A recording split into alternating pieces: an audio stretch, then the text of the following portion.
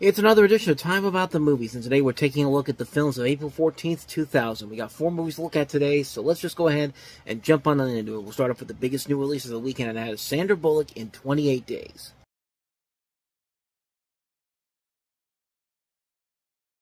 God, Sandra Bullock was picking some pretty bad movies around this time. She plays a big city newspaper columnist who's forced to enter a drug and alcohol rehabilitation center after ruining her sister's wedding and crashing a stolen vehicle. This is actually written by Susanna Grant, which we've just talked about a couple weeks ago with Aaron Brockovich coming out. And this is Betty Thomas, who's usually been very reliable, at least up to this point, making stuff like the Brady Bunch movie, The Late Shift, Dr. Dolittle. But this was kind of one of her first films where she really kind of took a little bit of a nosedive. The movie, it has a difficult task of taking a very tough subject to talk about and trying to make it a light, fluffy comedy. I think back to something like Patch Adams. Like, you're taking a story that really should be something interesting and making it something that is turning it into turning it into something that's so whimsical and lighthearted when you really did not need to do that, especially in critical moments in that movie. This one's not quite as bad, but it levels onto some of those levels at some point during the course of the film.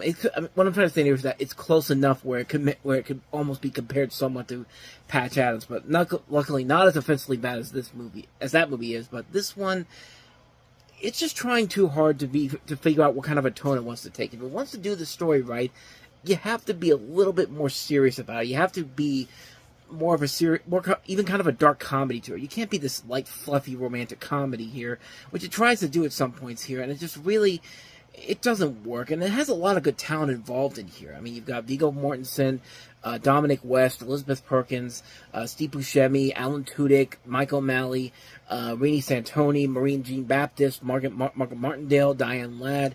A phenomenal cast in this movie, but they're not given a whole lot to do here. And again, I think the tone of this movie really, I just thought of another movie that this should have been more like. It should have been something more of like a dark comedy on the level, dark comedic drama, something on the lines of One Flew Over the Cuckoo's Nest. I feel like it's trying to be One Flew Over the Cuckoo's Nest, but for the Lifetime woman out there who sits at home and watches nothing but Lifetime and Hallmark Channel movies all the time, like the movies where nobody gets dealt with any hard responsibilities and everything works out in the end crystal clear. And this film, this is not the case for that. And again, Sandra Bullock picked some really bad movies around this time period. I mean, she really picked some really lousy stinkers, but this is definitely another one of them. And yeah, I'd say avoid this one like the plague. 28 Days, just don't even bother with it. So with that said, on to our next movie, another comedy, this time with Ben Stiller, Edward Norton, and Jenna Elfman, and that is Keeping the Faith.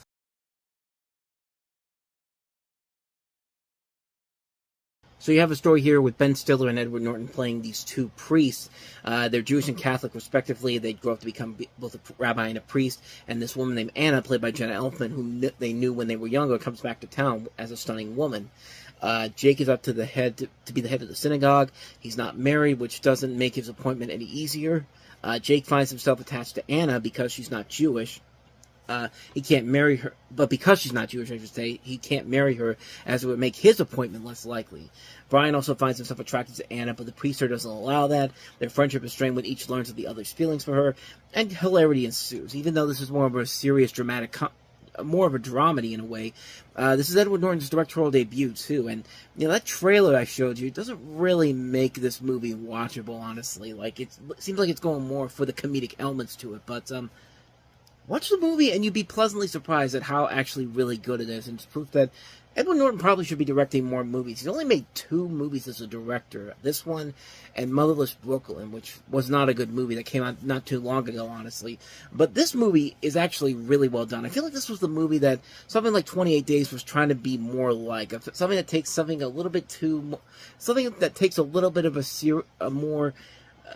Maybe not a darker element compared to rehab and all that, but an idea of these two, of a priest and a rabbi falling in love with the same girl, and the chaos that ensues because of that. And even though there's a lot of comedic elements in here, there is a little bit more of a dramatic edge to it than you would be led on to, and I think it does a very good job of handling that. This is, like I said, Edward Norton's directorial debut. This writer, Stuart Blumberg, this is one of his more notable films that he wrote. Actually, he's written a ton of other films that are actually kind of good. I mean, I'm looking at his list here. He started his career off as a writer on Mad TV, and then he did this. He followed up with a very underrated The Girl Next Door with Alicia Cuthbert, and then the fantastic The Kids Are Alright, and another underrated film, Thanks for Sharing, which kind of has more of an interesting storyline on that front as well. But in terms of the idea of rehab and all that stuff. But in here, I don't know why I'm bringing up rehab here, because it has nothing to do with that in this movie, but it's a very well-made film. Ben Stiller is very good in here, so is Jenna Elfman and Norton, and you also have Eli Wallach. Anne Bancroft is also in here as well, one of her last film roles. Milos Forman actually has a role on this film as well. Holland Taylor, Lisa Edelstein, Rena Sofer, Brian George, David Wayne, Kathleen Long Birds from Malcolm in the Middle. There's a lot of good talent in this film, and the writing overall is very well done. The comedy is very good too. It's not as great as it doesn't rely heavily on not on gross out jokes or jokes that are cheap jokes like that, but punching joke in there. It's actually much more clever than that, and I got to give the movie a lot of credit for doing that. And again, it's that writer, Stuart Blumberg. He's written a lot of good movies that are very similar to this, and it's very well done. It's a very well made film. It's also very heartwarming too. It's a nicely done film. Definitely shows that Edward Norton should be directing more movies. Honestly, I'd say definitely check this one out if you haven't seen it. Keeping the Faith. So, with that said, let's move on to our next movie, probably the most notable film that came out this weekend, and for good reason, and that is Christian Bale in American Psycho. The movie that basically welcomed Christian Bale into the lexicon of films, because this was his big breakout film, and he plays a New York City investment banker who leads a double life as a serial killer, and he's got all these different people that he involves himself with in the movie, including Willem Dafoe, Jared Leto, Josh Lucas, Chloe Sevigny, Samantha Mathis, Carrie Seymour, Justin Theroux, Reese Witherspoon. It blends horror and black comedy to satirize 1980s yuppie culture and consumerism, exemplified by Bateman and the cast in the film. And what more do I got to say about this movie, man? This movie is sold specifically on Christian Bale's performance as Patrick Bateman. It is so over the top. It is so hilarious and very scary and threatening at the same time. But god damn it, man, he puts his all into this. And this movie is just so friggin' brilliant. Like, the satirical element to it is just so well done. It's a great dark comedy. It's a great dark horror film. I mean, moments in this movie that you still quote to this very day. I need to go return some videotapes. Don't just look at it, Christine. Eat it. Like, if you want to know how much of a lasting impact this movie has had on some people, go watch the Flick Pick, because he's done videos similar to... He's done similars where he's basically kind of transformed into this character. Not in a serious way, not that he's killed anybody that we know of, but he's made a lot of videos related to this film, and rightfully so, because it's a really fun movie. It's a really fun dark comedy, a dark horror film at the same time. And in a way, you kind of believe you kind of buy into what Christian Bale's trying to say to these people, to say in this movie. Even though you don't agree with his actions, he's making good points, but it's just a weird, fun movie. And credit to this director, Mary Herron, and this writer, Guinevere Turner, who would later go on to write who would later work on another movie based off of this author's work, Bret Easton Ellis, who wrote the novel based on the Rules of Attraction, which is a criminally underrated film. We'll eventually get to that one in 2002, but it's Christian Bale, man. This is the movie that basically welcomes him into the world and makes people realize this guy's a great actor, man. This is the film that literally turned his career around and made him the actor that we know him as today. And it's a great movie, man. I can't recommend this one enough. American Psycho, definitely check it out. So, with that said, let's move on to our last film, and that is Paul Newman and Linda Fiorentino in Where the Money Is.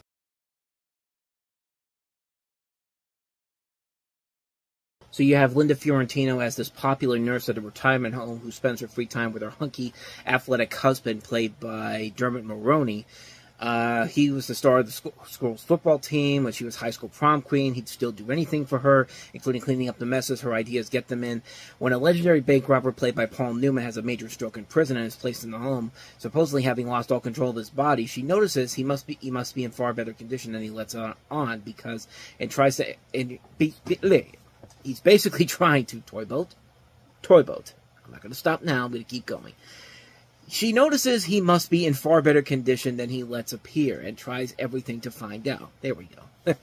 When she pushes his wheelchair in a canal at a picnic, Henry gives up, and the McKays keep his secret, and Henry doesn't actually run in Wayne's car as his first impulse was. Soon Carol gets his confidence, and the two start planning how the three can commit another robbery on an armored money transport, which brings them together. It doesn't go according to plan, but they get the loot. However, before the money can be split, some big surprises change everything. So this plot has a lot of things going on about it. This is actually Paul Newman's second to last live-action film he made, because the last one would be Road to Perdition that came out in 2002. He still would be doing voice work. I cannot talk today. He still did voice work after Road to Perdition. Of course, he was the voice of Doc Hudson in Cars. He's done a lot of other stuff as well, including TV work. But this was the second to last film that he was in before he died a couple years after. Again, I can't talk today. This was the last movie that Paul Newman did. The second to last movie Paul Newman did before he died in 2008 in terms of live-action films. And this is also Linda Fiorentino's last theatrically released film. She hasn't really done a whole lot since then, too, shockingly, because she was still a pretty good actress around this time, and she just kind of left everything out of is out there, and really has not done anything of noteworthiness since then, unfortunately. But maybe this movie probably was the reason for it, because it's really not a good movie. So much goes on in this movie that really makes no sense whatsoever. Like, it's too clustered of a storyline. There's not really a whole lot there, and you really don't understand why some of these characters are doing what they're trying to accomplish here in this film. It really does not lead to anything interesting or funny or unique about it when it's all said and done. It's just kind of like they tried to make a movie because, hey, other people have made movies like this before, so clearly we need to make one like it too. And this comes from the director of Less Than Zero. So they got a director who hasn't made a movie in 13 years to make this film. And this is the movie that you decided to come back for, honestly. But, yeah, bottom line, this is a pretty forgettable movie on so many levels. And definitely not considered one of Paul Newman's better films, especially towards the end of his career. So, yeah, you'd be better off avoiding this one like the plague. So that's where the money is. So with that said, that wraps up another edition of Time About the Movies. We'll take a look at some movies on next week's episode, including the submarine drama U-571, Sanaa Lathan in Love and Basketball, Gossip. We also have The Virgin Suicides, directed by Sofia Coppola. So 4 more movies to look at next time around, and we'll delve into those on the next episode. So until then, thank you very much for watching. If you want to see more videos like this, please hit the playlist on the next page, check out the previous episode, and also don't forget to hit the like and subscribe button if you want to see more videos like this on this channel. So with that said, I'm off. I will see you guys next time, and until then, as always, take care.